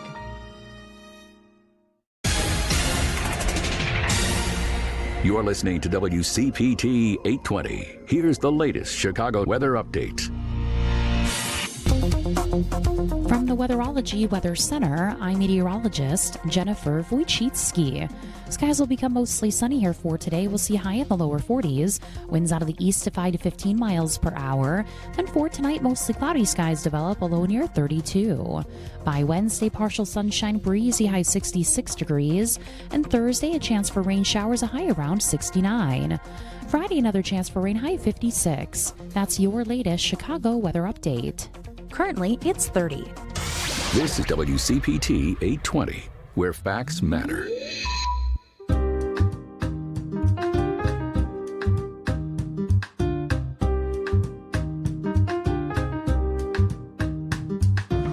We may be waking up, but we're still engaged. It's Chew's Views with Richard Chew. All right, guys, welcome back to the show. We just finished speaking with Anderson Clayton, who is the North Carolina chair of the Democratic Party. Big on national politics, obviously, but also very, very big on state legislatures and people who are getting it done on that level. With us this morning is a state representative from the 21st House District here in Illinois, another state that's getting things done. Representative Abdelnasser Rashid. Good morning, Representative, and welcome back to Choose Views. Good morning, Richard. It's good to be back. Yeah, man, we haven't talked in a long time. I was thinking, what happened? We ran away from each other. I know. I appreciated you. I appreciated you bringing me back on. It's always good to be on with you. Yeah, it is, and I'm just joking around, but I know you've been so doggone busy. And that's so exciting to hear.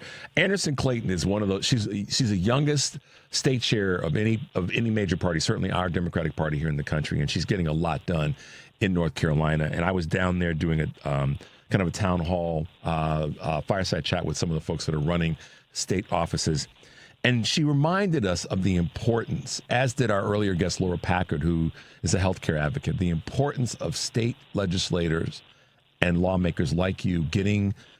You're there to kind of catch the largesse that can come from the federal government, but you're also there to make sure that we keep everything on the rails. And you've been pushing real hard of late, and particularly when it comes to our energy sourcing in the nation right now. And let's talk a little bit about this plug-in solar program that you and other representatives here in Illinois have been behind. Yeah, absolutely. And I think you framed that perfectly. The federal government, we're seeing them roll back a lot of really good things. They just canceled solar projects, wind projects. And what we're working on right now here in Illinois is allowing people to install what they're called balcony solar units. They're basically small, compact solar units that you can just plug into your house. And generate solar energy, help reduce the cost of electricity, obviously reduce carbon emissions. Other states have already started passing them, and we're trying to pass this here in Illinois. Germany got this done. There are more than 1.2 million units being used in Germany, and it's a good common sense policy that's good for our pockets and good for the environment. So I'm going to drag you down the technology highway for a minute because I want to understand this, and I'm sure our listeners want to as well, not to oversimplify it. So essentially, from what the research that I've done on this, or at least a review on this, it is like you said, it's almost like plugging in an air conditioning unit but it can be on a balcony, or it can be external to the multi-unit dwelling, so that people can have some of the similar advantages of one that might be on the roof of your single-family private residence. Is that right? That's exactly right. So the rooftop solar that we all know about, they're these really large solar panels. They're pretty expensive. You need, complex installations, permitting, a connection agreement with the utility. They're a lot of work. They, of course, generate more energy than these smaller units. But these are designed to be more compact. You can take them with you, so even renters can install them. It doesn't have to just be homeowners. And they, like you said, they plug right in. And they're limited. There are some safety features built in, so that they have to follow or meet the electric code. They have to be certified, and you plug them in and collect that solar energy and bring your bill down, and do one more thing to help make sure that we're trying to doing just one more toolbox, one more thing in our toolbox to protect the environment. It's fascinating. I mean, it's sort of like the GPS systems that were broad and large, and computers that were broad and large, and now we hold one in our hand. That we've developed that technology. I'm just curious, though. A couple things that come to mind: the units themselves, the cost of them, or at least the proposed cost of them, and then along with that is what government participation will there be for people that might want to get them, or may be in an income scenario where they cannot necessarily fully afford it, but assistance through our state and potentially our federal government in this process? Yeah, these are the great questions. So these can range in price, and really, this is still such a new technology, especially in the United States, that what we want to see is more states, and especially large states like Illinois, allow these to be used so that the market for them can drive more production and competition and bring the prices down. Just like solar, rooftop solar was much more expensive at first. As soon as there was more uptake, the price comes down. And so they may be a bit more expensive right now than some people can afford, but we would expect the prices to come down in the market to produce more of them if we allow them to actually be utilized, and if other states do as well. And we're already seeing other states move down this path. As I see it, a representative, that the cost of them comes down, it becomes affordable, et cetera, et cetera. And then along with that, in alignment with that, individuals' electricity costs and energy costs come down proportion to that. That's a benefit to everybody. The environment improves, all the rest. But there's one other component that's in the back of my mind that I want to ask you about, and that's the manufacturing of them and the employment opportunities that can come from this type of new technology. I mean, to talk a little bit about that, or what you can share with us in that space. Yeah, no, that's a great point. Anytime that we are allowing for technologies like this to be utilized, you're going to need manufacturing, and we will, as a state, want to try to make sure that those companies that are building these are coming here. We're doing a pretty good job right now attracting businesses to Illinois. It's a great place to do business, and this will be one more thing. It's assuming we got to get this over the finish line first. I don't want to put the cart before the horse, but it is definitely an opportunity for more jobs and manufacturing here in the United States. So we know that we got to get across the finish line, as you just said. So and hopefully our state legislators are lining up correctly on this. But is there any, and if so, what type of opposition might you be receiving to this getting passed? Well, we're seeing across the country, and I would expect this in Illinois as well, is opposition from utility companies, and they talk about safety concerns, but the reality is that the technology itself is designed with some built-in safety features. So first of all, they're limited to 1,200 watts, so they don't function as like a grid exporting resource, and they can't overload the home's load, which is something that some utilities would argue. And then they have microinverters that are built into them, so if there's a power outage, the inverter automatically shuts off to not overpower the home.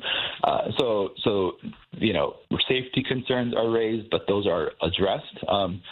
If I'm going to be honest with you, it's a lot of the utilities don't really want competition because these solar panels mean that now you need less energy from the utility provider, and that means that you're going to be paying them less because you're saving money. So that's really what's going on with that. But look, I mean, it is a newer technology, and I think as legislators, we're going to make sure to talk to all the stakeholders. But it may be new in the United States, but Germany's using it. They have 1.2 million units. We're not seeing safety issues there, so it's important that we get this done. And they haven't burned down yet, other than the blowback from this crazy war, which we'll get to in a second. But they have 1.2 million units. You said a little over a million units in Germany. Yeah. Oh, yeah. There's wide adoption there. Wow. It's working great. There are no serious issues. Yep. I always do simple math. We take our top 10 cities in the country and divide it by 10. That's 100,000 units per top 10 city, roughly. How many families are going to benefit from that? I think it's a pretty cool direction for us to keep going. So the bill is SB 3104 and HB 4524. Is that correct? So that people know, are there things that regular everyday Illinoisans can do to kind of help in the getting this across the finish line? Yeah, there are a few legislators who have introduced these bills. You can call or email your state representative and state senator and encourage them to support balcony solar. Yeah, that's perfect. We had one of our listeners, Beth, over in Michigan, was asking if if the units are only solar or are they wind and solar, or what's the breakdown there? They're just solar. These are basically small solar panels. Think your rooftop solar, but just much smaller, more compact, and that plug in to any outlet. That's what these are. But yeah. So this is just solar. Thought so, but just wanted to make absolutely sure on that in that space. So it's one that we got to get across the finish line. I think we can probably do it. It sounds like the kind of thing that when I think about this, Representative, in terms of us making progress as a state, but more broadly as a country, these are the kinds of tools that innovation allows us to have. And I tie things like this back to education. Who's sitting and coming up with this idea that we can create a portable unit for the improvement of our energy and our energy consumption and all that? And this is where we always talk about why it's important to have innovation and support education and support ways of which people can get stronger there. And as a result, then we develop these things that make the society a little bit better. So it's great that you were part of and one of the sponsors of the bill. So thank you for that. We have another concern that when we come back from this break that we're going to take in a little bit, we'll talk about. But I wanted to ask you kind of right out of the gate in this area regarding this crazy war that we're in. I want to get some of your thoughts on that when we come back from the break. So we'll take a quick break. When we come back, I want to drill down on that, get your thoughts, and we'll go from there. You're listening to Choose Views on WCPT AM 820 in Chicago and WARR 1520 AM and 103.5 FM from Warren County, North Carolina. Also, AM 950, the progressive voice of Minnesota. I'm Richard Chu. We're talking with Illinois State Representative Abdelnasser Rashid, and we will be right back.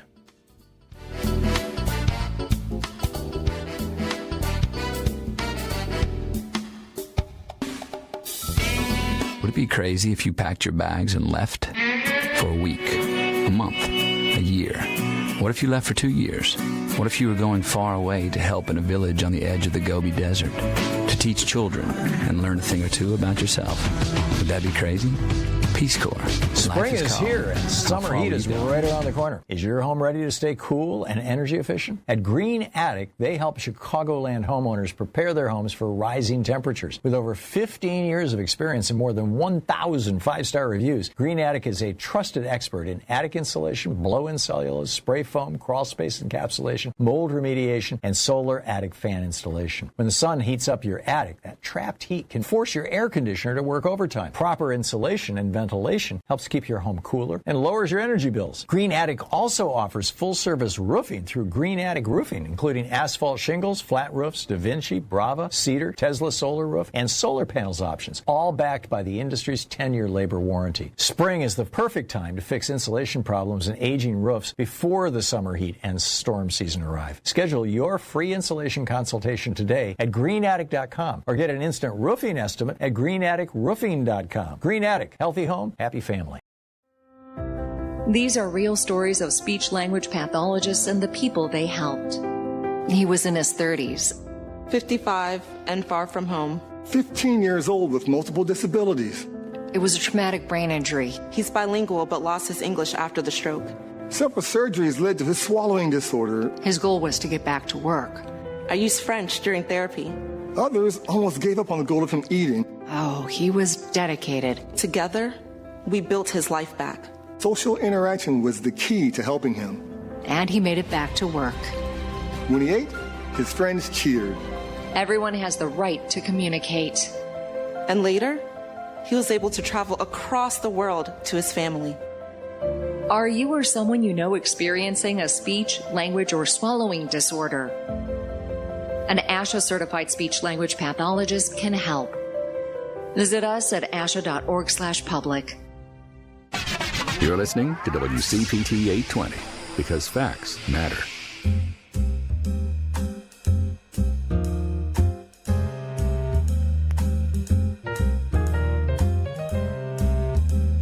You're listening to Chew's Views with Richard Chew. Take it away, Richard. Welcome back, guys. If you're just tuning in to the show, I'm Richard Chew. This is Chew's Views, and we are talking with Illinois State Representative Abdelnasser Rashid. Representative Rashid, let's talk about obviously the elephant in the room with regard to what's happening in the Middle East and this Iran war, this Trump war. You are the first Palestinian American to serve in the Illinois legislature. And so I know that what's happened in Gaza is personal to you. I know that what's happening in Iran is personal to you. Talk a little bit about that, how you see it, and just as an individual, but the one that happens to be Palestinian American.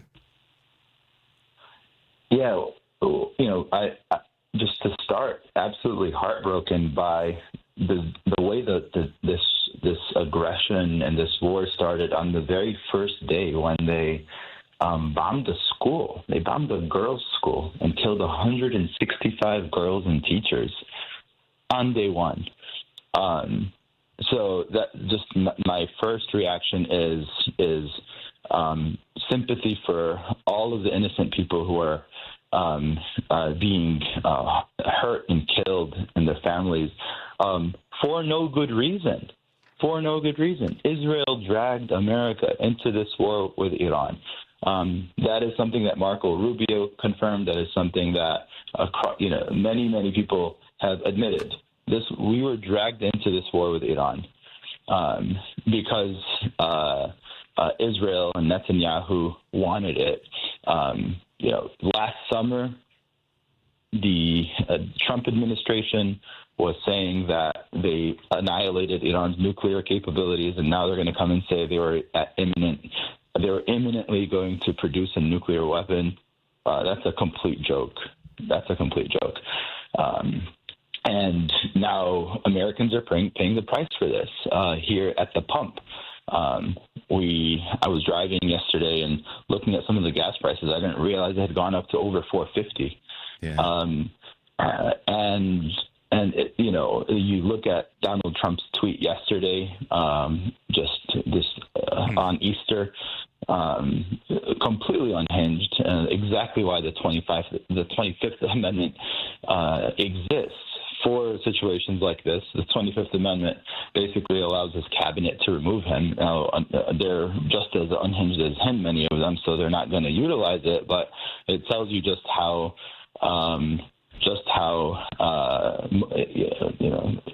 crazy, the situation that we find ourselves in. So the guy needs to be removed. The 25th Amendment needs to be invoked. And so, those are my initial thoughts. This is not something that needed to happen, and a lot of innocent people are dying as a result. Yeah, and to your point about how it started in the party that says that they are about children and family and taking care of people and all the other things that they throw out as their sort of ways to draw uninformed people into the conversation. One of the early targets in this war happened to be, our children.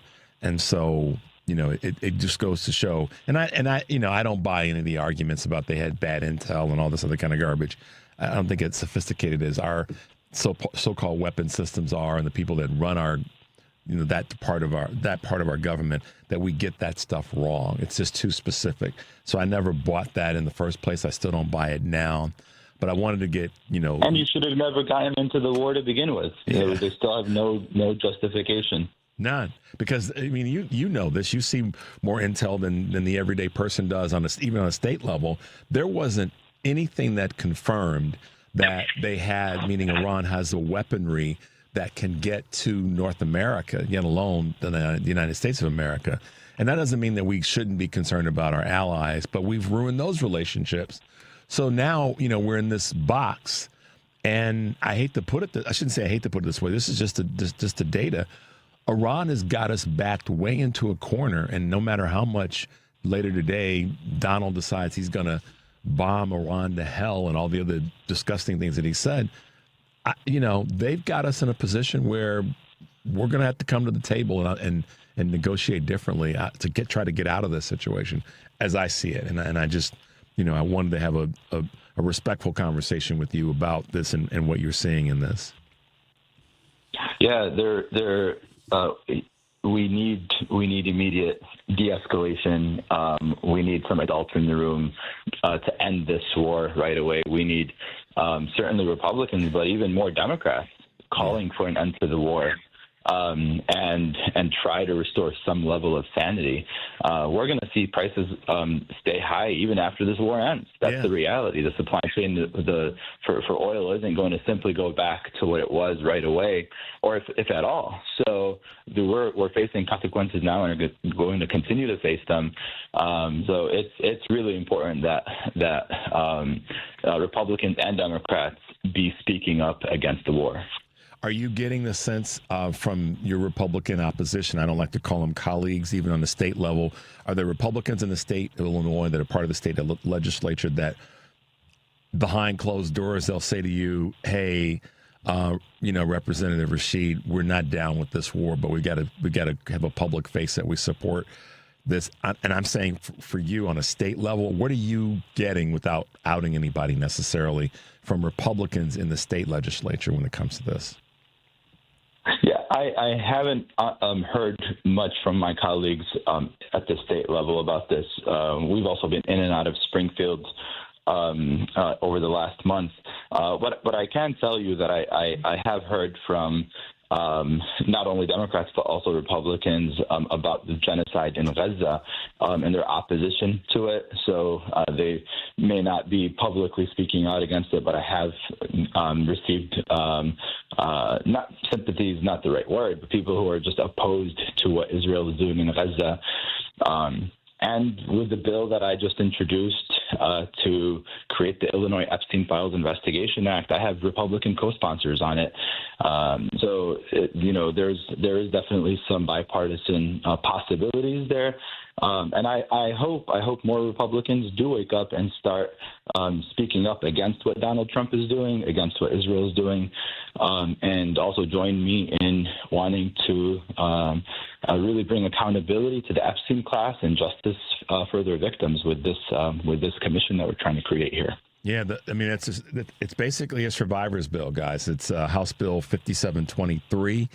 And talk a little bit about the commission. I think it's to be appointed by the governor. It's going to be a 10-person commission. Talk a little bit about the makeup of that as we wrap up today. Yeah, so look, Donald Trump wants you to forget about Jeffrey Epstein, and we're not going to let that happen. We have crimes that are just horrific and unimaginable that have been committed across the country and possibly right here in Illinois, with victims here in Illinois. And we need to make sure that our state is stepping up, especially if the federal government is going to refuse to bring accountability to the Epstein class, and they're going to refuse to bring justice to their victims. We have power. We're not powerless at the state level. We can and should investigate any crimes that violated state law or that implicated people here connected to Epstein or impacted residents here in Illinois. So what this commission would do is it would have investigatory powers to be able to look into these crimes, have victims come forward if they choose, and then to refer any findings to the Attorney General, who could then convene a grand jury and actually prosecute those people. Be able to go after the people who Trump's Justice Department will not go after. This is following in the footsteps of New Mexico, which has a commission like this already. And it's time, I think, not just for Illinois, but states across the country to step in after the federal government has made clear that they refuse to follow the law and actually release the full Epstein files, let alone move forward with any kind of accountability or justice. Yeah, and that's why this commission doesn't have to be made up of any Republicans. If they want to be part of the team to go after something that impacts Republicans, Democrats, and Independents, great. But if they don't want to, then I say full steam ahead for you and Representative is it Representative Anastava, who's been one of the strong supporters, if I've got that right. Y'all just forge ahead, because that's what needs to happen. The Republicans don't want to get involved or participate. You guys have the numbers. Well, it is a bipartisan commission. It is, and I hope that they show up and do their job on the commission. But if not, we do need to march forward. Yeah, without a doubt. And the other beauty of this bill, as we wrap up, Representative, is that it creates an opportunity for a class. New Mexico does it. Illinois does it. Other states start to pick up on it. And now these survivors have state legislators and governors who are pushing to right this harmful wrong that was done to them. So thank you so much for the leadership that you've shown, not only there, but also making our environment a little bit better day by day. Representative, how can folks find you and certainly be supportive of the work that you're doing for the state of Illinois? Yeah, thanks, Richard, again, for having me on. You can go to reprashid.com, reach out to me in my office anytime to let me know what you think about the things that are going on. If you have ideas for good legislation that you want us to consider, reprashid.com, or find us on social media. Fantastic. Representative Abdelnasser Rashid from the 21st House District here in Illinois. Thanks for hanging out with us. We're going to have you back sooner than later. We're going to miss big time like we did last time. So thanks for being with us, Representative. Thanks, Richard. Take care. All right, talk to you soon. There it is, guys. Another Choose Views here on this April 7th, 2026. 773-763 is always our number. Stay tuned for the Stephanie Miller Show. And remember to take a deep breath and make your life count. We'll see you tomorrow.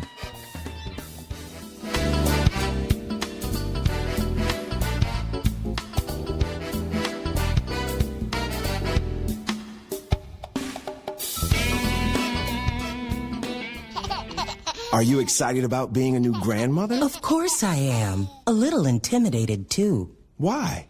Taking care of a baby today is so different than when I had you. But, Mom, you did great with me. Thanks, son. But I put you on your stomach to sleep. Right. But now we know that babies should always be placed on their backs to sleep, for naps and at night, to reduce the risk of sudden infant death syndrome, or SIDS. You also slept with blankets and toys in your crib. True. But now we know to keep everything out of the crib except for my sweet baby girl. No blankets, pillows, or other soft or loose items. Daddy's going to teach Nana all the ways to keep you safe while you sleep. Yes, he is. Yes, he is.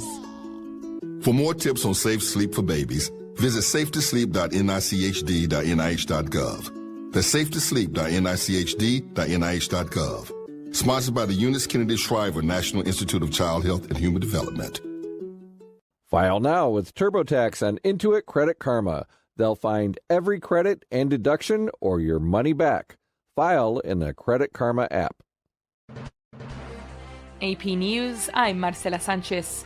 President Trump says Iran has until tonight at 8 p.m. Eastern Time to reopen the Strait of Hormuz. AP Washington correspondent Sagar Magani has more. If there's no deal 4 hours after the deadline, they're going to have no bridges, they're going to have no power plants. Stone Ages, yeah. Seeming to widen his threat from civilian targets to all of Iran. Asked if he's worried that would be a war crime. No, not at all. No, I'm not. I hope I don't have to do it. But says Iranians would actually welcome the strikes. They would be willing to suffer that in order to have freedom. Sagar Meghani, Washington. Iran yesterday rejected a 45-day ceasefire proposal, saying it wants a permanent end to the war. Iran's state-run IRNA news agency says Tehran conveyed its response through Pakistan, a key mediator.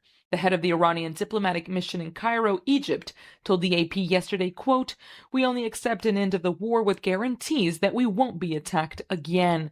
In Turkey, officials say 3 people opened fire at police outside a building housing the Israeli consulate in Istanbul today. The attack led to a gunfight that left 1 attacker dead. The other 2 were captured with injuries. Interior Minister Mustafa Sifti wrote on X that one of the attackers was linked to a group he described as, quote, exploiting religion. Vice President J.D. Vance is in Hungary to support Prime Minister Viktor Orban's campaign ahead of a pivotal election. Orban has been in power since 2010 and is facing a tough race against the center-right TISA party. Ukrainian President Volodymyr Zelensky says Ukraine is proposing a pause in attacks on energy infrastructure over the Orthodox Easter holiday next weekend. This is AP News. The Artemis II astronauts completed their record-breaking trip around the moon. The 4 crew members were treated to never-before-seen views of the moon's far side. They're set to splash down back on Earth this Friday. AP correspondent Haya Panjwani reports on a member of rap group Migos being shot. The rapper Offset has been shot in Florida and is in stable condition. A spokesperson for the Migos rapper has confirmed the shooting and says he's being treated at a hospital. The Seminole Police Department says the person sustained injuries that were not life-threatening at a valet area outside of the Seminole Hard Rock in Hollywood, Florida. The police department did not identify the victim. The statement says 2 people were detained by police and officials are investigating the incident. Offset's cousin Takeoff, another member of Migos, was shot dead in 2022. I'm Haya Panjwani. More stories at apnews.com. I'm Marcela Sanchez, AP News. This is 820 AM, WCPT Willow Springs, and streaming worldwide at WCPT820.com. We are Chicago's progressive talk, where facts matter. Now, your WCPT 820 weather update. From the Weatherology Weather Center, I'm meteorologist Jennifer Wojcicki. Skies will become mostly sunny here for today. We'll see high in the lower 40s. Winds out of the east to 5 to 15 miles per hour. Then for tonight, mostly cloudy skies develop, a low near 32. By Wednesday, partial sunshine, breezy, high 66 degrees. And Thursday, a chance for rain showers, a high around 69. Friday, another chance for rain, high 56. That's your latest Chicago weather update. Currently, it's 30. This is Chicago's Progressive Talk, 820 AM, WCPT Willow Springs, and online at WCPT820.com, where facts matter. Spring is here and summer heat is right around the corner. Is your home ready to stay cool and energy efficient? At Green Attic, they help Chicagoland homeowners prepare their homes for rising temperatures. With over 15 years of experience and more than 1,000 five-star reviews, Green Attic is a trusted expert in attic insulation, blow-in cellulose, spray foam, crawl space encapsulation, mold remediation, and solar attic fan installation. When the sun heats up your attic, that trapped heat can force your air conditioner to work overtime. Proper insulation and ventilation helps helps keep your home cooler and lowers your energy bills. Green Attic also offers full-service roofing through Green Attic Roofing, including asphalt shingles, flat roofs, Da Vinci, Brava, Cedar, Tesla solar roof, and solar panels options, all backed by the industry's 10-year labor warranty. Spring is the perfect time to fix insulation problems and aging roofs before the summer heat and storm season arrive. Schedule your free insulation consultation today at greenattic.com or get an instant roofing estimate at greenatticroofing.com. Green Attic, healthy home, happy family. When it comes to banking, you need a bank you can trust. A bank with a rock-solid reputation and the highest integrity. A bank that gives you the attention and respect you deserve. ABOC first opened its doors in downtown Chicago in 1922, and we've made our name on deep expertise, best-in-class service, and a strong commitment to our customers. We know the Chicago business market inside and out and can help you craft the perfect banking solution, no matter what type of business you're in. And if you're looking for a banking partner for your labor union, we can bring the type of expertise that only comes from a bank that was founded by labor unions and still has union employees and shareholders to this day. Whether you need a deposit account, loan, trust services, or investment management, ABOC has you covered. Let's work together to manage your finances today while planning for a better tomorrow. ABOC, a bank built on a strong foundation. Visit aboc.com to learn more. Member FDIC. Alexa, play WCPT. WCPT from TuneIn.